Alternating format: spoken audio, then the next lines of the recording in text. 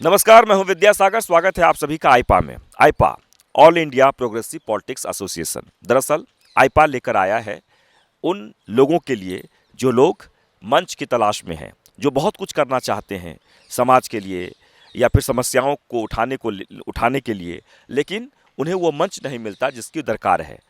सच को सच कहने के लिए आईपा आपके सामने आया है। समाज सेवी हो या कोई राजनीतिक दल के नेता या फिर व्यापारी या गरीबों को मसीहा, उन सभी को लेकर हम आईपा लेकर आए हैं। और इस वक्त हमारे साथ हैं ऐसे ही एक बाल योगी दास जी। जी हाँ, योगी आदित्यनाथ उत्तर प्रदेश के मुख्यमंत्री हैं, आप लगातार उनकी चर्चा करते हैं, लेकिन एक ऐसे भी गरीबों के मसीहा हमारे साथ हैं जिनका नाम है बाल योगी जी। आज उनसे हम चर्चा करेंगे क्योंकि आगरा में इस वक्त जो परिस्थितियां हैं, खासकर गरीबों को लेकर, लगातार ये सतत प्रयास करते रहे हैं गरीबों के उत्थान को लेकर, उनके समस्याओं के समाधान को लेकर। और इन्होंने अपना एक संगठन बनाया हुआ है गरीब सेना। गरीब सेना यानी संगठन का नाम ही है गरीब सेना, गरीबों का उत्थान कैसे हो। तो चलिए हम जल्दी से आपको उनका इंटरव्यू कराते हैं, उनसे आपको परिचय कराते हैं, रूबरू कराते हैं और जानना चाहते हैं कि मौजूदा जो हालात हैं खासकर राजनीति को लेकर, वो इससे खुश हैं कि नहीं। बहुत बहुत स्वागत है। आपका और आईपा का हार्दिक अभिनंदन करते हैं कि गरीब सेना को आप लोगों ने इंटरव्यू के लायक समझा। और कहना सिर्फ इतना ही चाहेंगे कि देखिए, जो भी समाज के हित में, देश के हित में काम करना चाहे उसको आगे निरंतर बढ़ना चाहिए। गरीब सेना एक ऐसा दल है जिसमें लोग अपने न्याय को पाने के लिए दर दर भटक करके जब परेशान हो जाएं तो एक बार गरीब सेना के दरबार पे आते हैं। जब सारे दरवाजे बंद हो जाएं उसके बाद गरीब सेना उनके लिए प्रयास करती है, और न सिर्फ प्रयास करती है, उनको जिताने का, उनके संघर्ष करने के लिए और उनकी रोजी रोटी को बचाने के लिए हमारा प्रयास रहता है। 70,000 से ज़्यादा लोगों की मदद हम लोग जब से गरीब सेना 2015 से हम लोगों ने बनाई है और आज तक हम लोग कर चुके हैं, बाई हैंड और बाई मदद कर चुके हैं। आगरा ज़िले में जितने भी रेहड़ी टेम्पू रिक्शा ठेला रेहड़ी तांगा, जितना भी आप कॉलोनी मलिन बस्तियाँ जितनी भी देखते हैं, हमने कहीं ना कहीं उनको रोज़गार को उनके लिए चलाने के लिए हमने बहुत व्यवस्थाएं की हैं।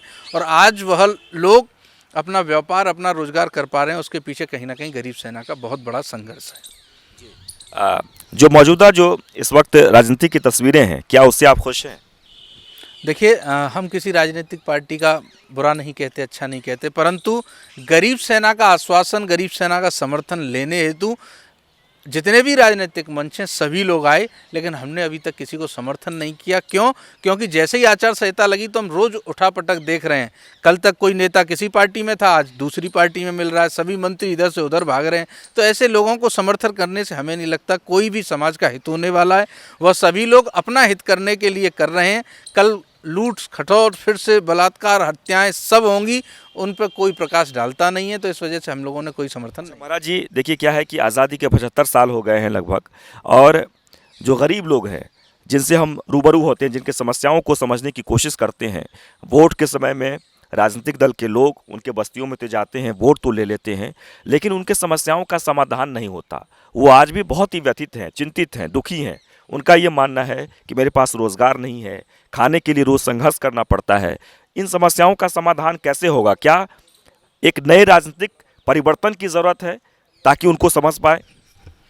देखिए, सभी लोग कहते हैं राजनीति एक बहुत गंदा धंधा बन चुकी है, एक गटर का नाला हो गई है, लेकिन अच्छे लोगों को, युवाओं को, जो देश इससे प्रेम करते हैं, क्योंकि देशभक्ति सिर्फ 2 ही दिन जगती है आजकल। तो मैं देख रहा हूँ 15 अगस्त और 26 जनवरी, उसके बाद यहाँ सिर्फ लोग देश का पतन ही करना चाहते हैं, कोई भी भला नहीं करना चाहता है।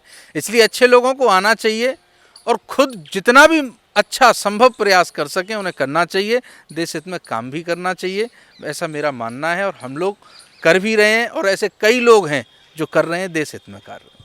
आगरा को किस चीज़ की ज़रूरत है? आगरा को ज़रूरत तो सबसे पहले तो है, आपको आगरा में हाई कोर्ट बेंच होनी चाहिए। लोग न्याय के लिए दर दर भटकते हैं। आगरा में एक बैराज होना चाहिए, जिसे लेकर के राजनीति शुरू से लेकर और अभी तक चल रही है। बैराज की कोई व्यवस्था नहीं है। कई ऐसी आज के आधुनिक युग में ऐसे कई एरिया हैं, कई ऐसी जगह हैं, कई वार्ड हैं जहां पानी आज तक नहीं पहुंच पाया। तो बैराज की बहुत आवश्यकता थी, हाईकोर्ट बेंच चाहिए। यहाँ पर गरीब लोगों की राजधानी है दलितों की, तो कहीं ना कहीं यहाँ बिजली पानी पे भी काम होना चाहिए, जो कि हो सकता है कि आजकल पार्टियाँ कह रही हैं निःशुल्क बिजली देंगे, उस पर काम होना चाहिए। आगरा को बहुत आवश्यकता है।